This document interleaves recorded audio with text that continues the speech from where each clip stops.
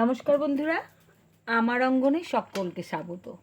আমি একটা video post করেছি এই জপের মালা নিয়ে, এর বানানো নিয়ে, কীভাবে আমি এটা মেকিং করেছি। তার সঙ্গে আর একটা মালাও আমি বানিয়েছি। দেখুন, এই মালাটা প্রথমে ভেবেছিলাম ছোট করে করব আমার গপুর জন্যে।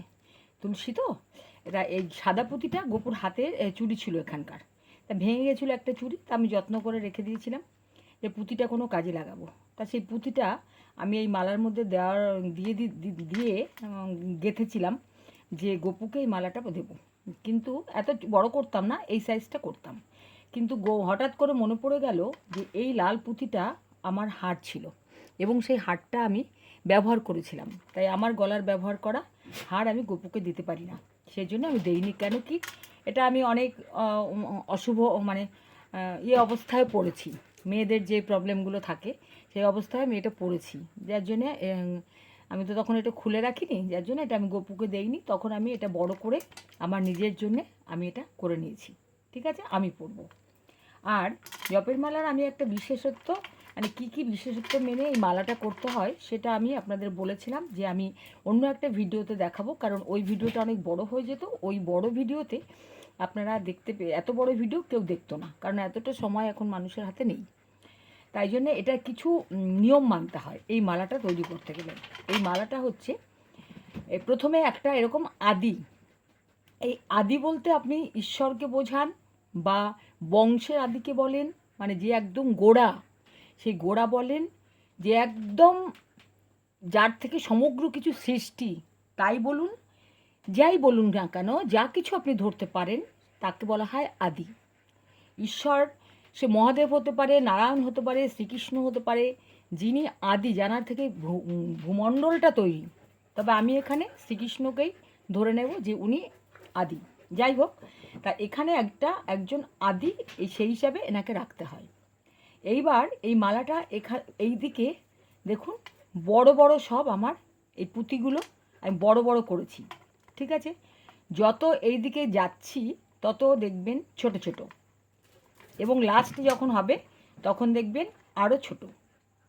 দেখুন যত আমি এই দিকটায় যাবো, মালাটা তো অনেক বড় হয়েছে, তা লম্বা করে এখানে দেখানো যাচ্ছে না, তাই জন্যে, কারণ ভিডিও করে দেওয়ার আমার লোক নেই, আমি একাই। আমি যে এখন মালাটা উঁচু লম্বা করে ধরবো, তবুও চেষ্টা করব, পরে দেখি যদি কখনো হয় একটা শর্ট ভিডিও করে দেখাবো। এই দেখুন একদম শেষ এই লাইন মালাটার, এইটা যদি আমি শেষ ধরি তাহলে দেখুন কত ছোট্ট, এটা যদি শুরু ধরি তাহলে এটা শেষ। এবার একটা বিশেষত্ব এখানে বলে রাখি, সেটা হচ্ছে, বলা হয়ে গেল একটা, যে ইনি আদি। দ্বিতীয়ত হচ্ছে, এই মালাটা যদি আমি জপ করি, এখান থেকে শুরু করব। ঠিক আছে, এখান থেকে আমি শুরু করব। ঠিক আছে, আচ্ছা, এখান থেকে যদি আমি শুরু করি, আমি সারা মালা ঘুরে এসে এখানে আমি শেষ করব এখানে। কিন্তু আবার এনাকে টপকে আমি এখানে যেতে পারবো না, যে এনাকে টপকে আমি এদিকে গিয়ে আবার আমি এদিক থেকে ঘুরে আসবো না, সেটা কখনোই করা যায় না। এখান থেকে আবার আমাকে গুনে গুনে গুনে গুনে এখানে আসতে হবে। যতবারই কেউ নাম করুক ততবারই তাকে এই নিয়মটা ফলো করতে হবে। যারা এটা কৃষ্ণ ভক্ত বা গোপাল সেবা করেন তারা সকলে জানেন এবং নিজেরা করেনও চ্যাটিং, যেটাকে জপের মালা বলে। জপের মালা জপ অনেকেই করেন, তারা জানেন এই নিয়মটা। আর একটা জিনিস আমি ওখানে বলবো, যে এই প্রথম দিকের 2, 4, 6, 8, এই আটটা গুটির পরে এখানে একটা আমি সুতো বেঁধে দেবো, আমার বাঁধা হয়নি। এই 8 জন হচ্ছে শ্রীরাধিকার অষ্টসখী। ঠিক আছে, এই 8 জন সখীকে সবসময় আমরা আলাদা মর্যাদা দিই, যার জন্যে এনারা এই আদির পরেই 8 জন সখী এখানটা। তাই এনাদেরকে আমি একটা সুতো, এখানটা একটা আলাদা সুতো বেঁধে এনাদেরকে একটা আলাদা নির্দেশ করা হবে এবং একটা আলাদা সম্মানে এনাদেরকে এখানে আমি রেখেছি, যার জন্যে এই 8টা গুটির পরে এখানে একটা আমি সুতো বেঁধে দেবো এইখানটায়। ঠিক আছে, এনারা হচ্ছেন শ্রীকৃষ্ণের শ্রীরাধিকার অষ্টসখী। এটা গেল, এটা আরেকটা বিশেষত্ব। আর একটা জিনিস আছে, সেটা হচ্ছে এই মালা জপ করার পরে যত্ন করে ব্যাগে রাখতে হয়। এই মালা কিন্তু যেখানে সেখানে রাখা যায় না, যাকে তাকে ছুতে দেওয়া যায় না এবং নিজেও যখন তখন ছোঁয়া যায় না। এই মালাকে আর গলায় কখনোই পরা যায় না। হ্যাঁ, কৃষ্ণের আসনে এটা রাখা যায়, ঠাকুর আসনে রাখা যায়, এটাকে কখনোই গলায় পরা যায় না। যে মালা আমি জপ করব সেই মালা কখনোই কেউ গলায় পরতে পারে না। আর একটা বিশেষত্ব হচ্ছে, এই পুঁথিগুলো যখন আমি গেঁথেছি তখন দেখুন প্রত্যেকটা পুঁথিকে আলাদা আলাদা করে রেখেছি। কিভাবে আলাদা করে রেখেছি? একটা যখন গেঁথেছি তারপর একটা গিঁট দিয়েছি দেখুন, তারপর আর একটা গেঁথেছি, তারপর আর একটা গিঁট দিয়েছি। আমরা প্রত্যেকেই একটা আলাদা আলাদা সত্তা। সেই রকম এখানেও প্রত্যেকটা গুটিকে আমি একজনের থেকে আরেকজনকে স্বতন্ত্র করে রেখেছি এই মাঝখানের গিঁটটা দিয়ে। ঠিক আছে, এটা আরেকটা এনার বিশেষত্ব। এইবার এই জপের মালা যে ব্যাগে থাকে সেই ব্যাগের গায়ে দেখবেন যে এরকম গুটি দুটো ছোট ছোট মালা ব্যাগের সাথে লাগানো থাকে। একটা ব্যাগে এইগুলো 4টে থাকে, 4টে একটা মালা ওটার সঙ্গে গাঁথা থাকে। আর একটা দেখবেন এরকম গুটি 16টা থাকে, ওই ব্যাগে গাঁথা থাকে। আমার ব্যাগ এখনও আনা হয়নি, আনলে আমি আপনাদের সাথে অবশ্যই শেয়ার করব ব্যাপারটা। এইবার এই মালাটা এই আমি যখন এই মালা জপ করব তখন আমি যতবার ঘুরে আসব ততবার ওই যে 4 মালা, দিনে 4 মালা করতেই হয়, এটা নিয়ম। 4 মালা করতেই হয়।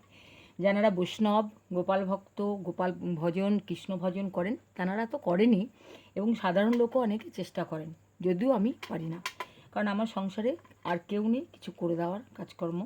আমি সব করি, তার মধ্যে আবার ভিডিও করি, 2টো চ্যানেল, একটা কুকিং চ্যানেল, একটা অপরাজিতা ব্লগ চ্যানেল। তাই এইগুলো নিয়ে আমি করে উঠতে পারি না বন্ধুরা। যতটুকু পারবো ততটুকুই করব। ভগবান বলেছেন যে যদি একটা একটা বিন্দু একটা বিন্দু যদি এগোতে পারি একদিনে, এই একটা বিন্দুতেই একদিন সিন্ধু তৈরি হবে। বিন্দু বিন্দুতেই সিন্ধু। সেই কথা মনে রেখে আমি এটা করব, এবং প্রতিদিন আমি যতটুকু পারবো করব।